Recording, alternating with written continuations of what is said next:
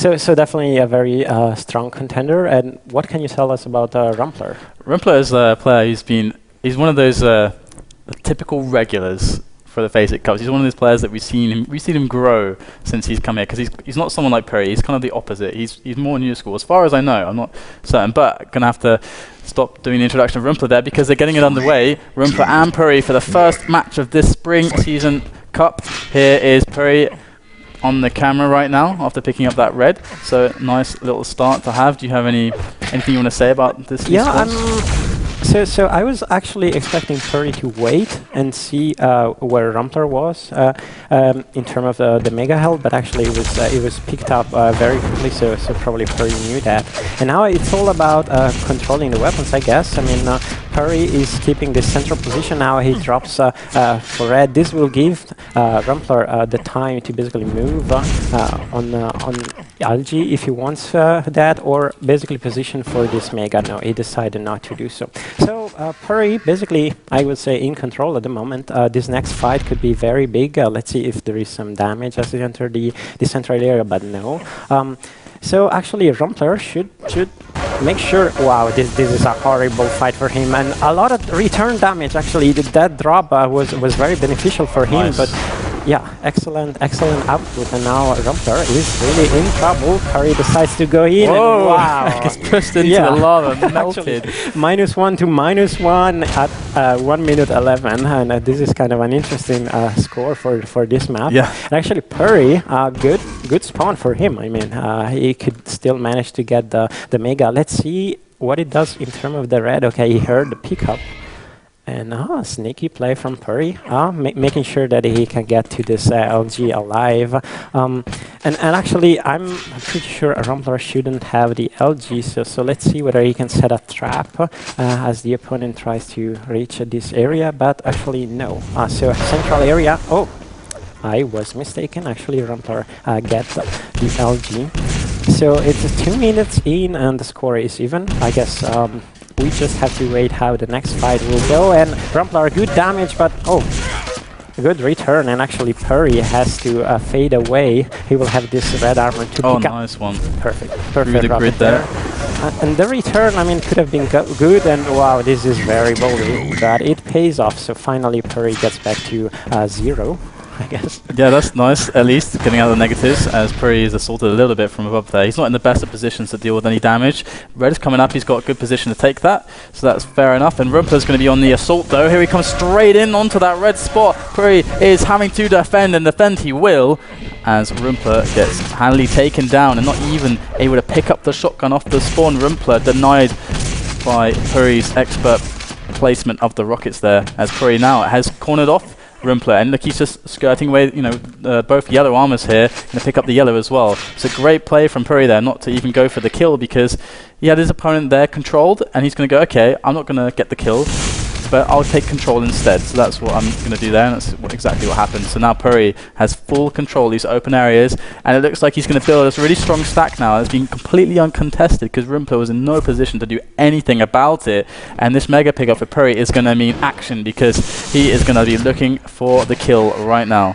So we just saw rmplr checking the time for mega and basically controlling where the opponent is. He has no rights to take open battles, but of course he wants to make sure that it doesn't get caught off guard like this. This is a bit horrible for him, actually giving away a frag like that.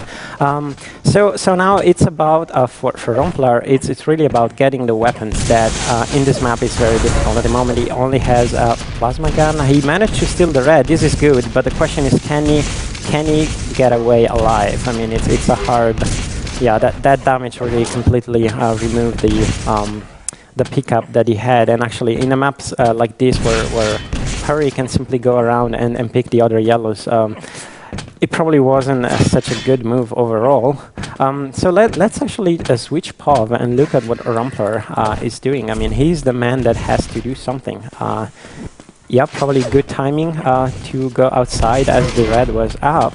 And actually, he needs an LG, so he probably should move slowly to that area of the map. He's trying to make sure he picks at least one of the yellow and do a bit of damage as Mega gets picked up. So some great damage here there from the defensive rockets of rmplr. Or not even defensive, but the kind of predictive rockets there. Oh no, he's going to hit himself a little bit. But he's been doing well so far. Like the rockets onto PURRI, that little bit of pressure has stopped PURRI really from just going crazy and just taking the map into his own hands completely. So rmplr is maintaining some level of breathing room through his ability to pressure PURRI, which is of course a very can be a very difficult task to achieve, but he's managing to do it so far, and he is building up slowly. So if he can just get a little bit more shards, maybe one more yellow, he's going to be able to make a play. What kind of play would you like him to make? It looks like he's going for the mega, and there you go. That's going to be it, and that can be huge now because PURRI is no longer. He may even not realize quite how stacked rmplr is, and this could pose a threat if he misjudges the stacks and takes a bad fight. Here he comes right through the corner there. rmplr going to miss the mid-air rocket, but more splash to be had. rmplr definitely doing a great job so far, and I really like his chances at a comeback because he is doing everything right now. Yeah, what I especially like of his play is that he kept timing the major item all the time.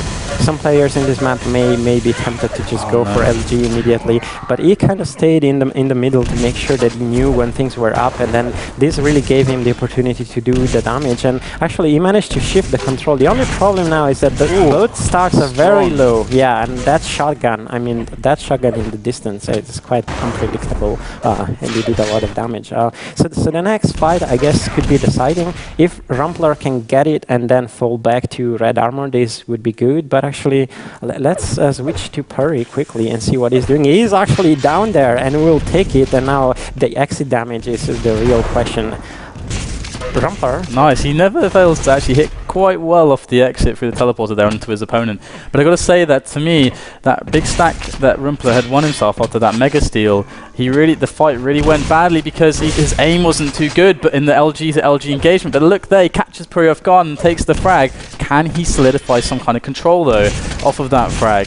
Or will PURRI be able to do something to stop rmplr gaining any kind of momentum towards shifting things towards rmplr becoming the predator? And it looks like rmplr with the rocket jump up is exactly that, the predator, as he runs into PURRI with the LG out, but PURRI will escape just in time there as rmplr now picks up the mega. No rocket jump there, he's going to go straight for this yellow. Doesn't find PURRI just yet, but PURRI is there, he knows he's there. He just has to catch sight of him, and there he goes, LG onto LG, up the stairs.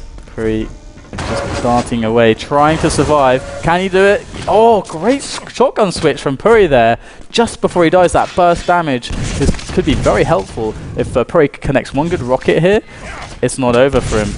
Yeah, and actually the timing of this is kind of perfect. Like it was around the 6-minute mark when rmplr really was able to challenge and then build a stack. And in a map like this, it's very important that the comeback starts sort of early, because otherwise the other player can just fall back all the time. We've seen very long games when people play carefully this map.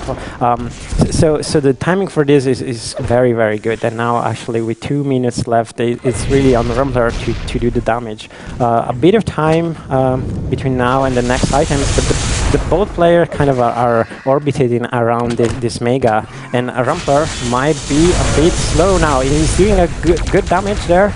This fight is very important. The guy that wins this fight may actually win the map, and rmplr did a lot of damage. Now he has both major items to pick up, so we are looking for a very interesting minute and a half. But actually, look at the damage that PURRI is doing, and actually he could drop for red. No, he decides to go for mega and he steals it. I don't know, maybe rmplr lost too much time.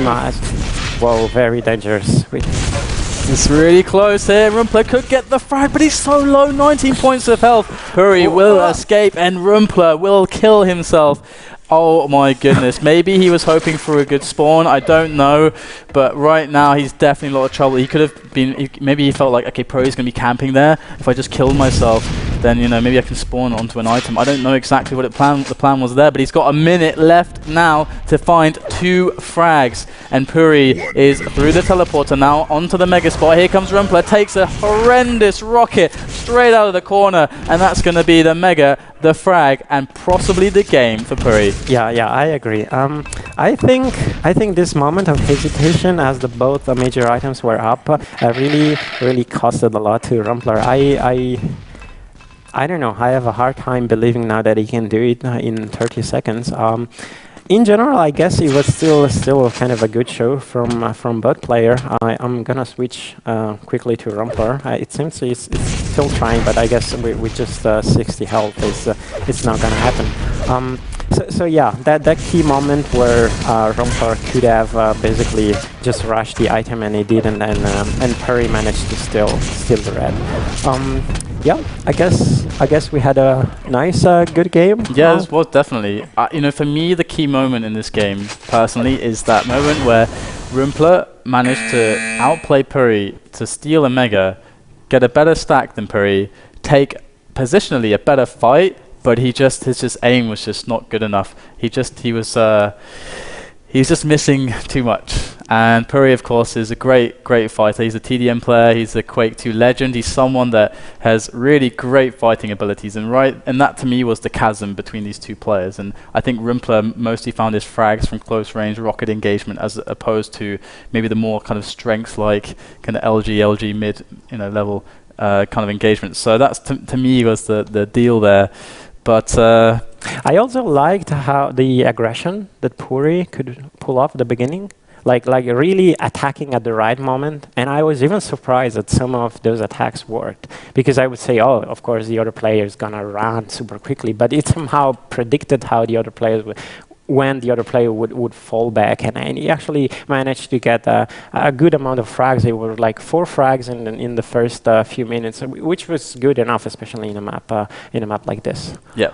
Yeah. So, but in general, a good match. I guess it was a good way to start the spring season. It's the first match of the spring season. I agree. So it's a good choice, and I think the next match we may go to is Mazza and Purri. We're still deciding, but we'll go to a quick break first, and we'll be back with more Quake Live action here from the FACEIT TV studio. I'm DDK, and this is the lovely Momentum Ori.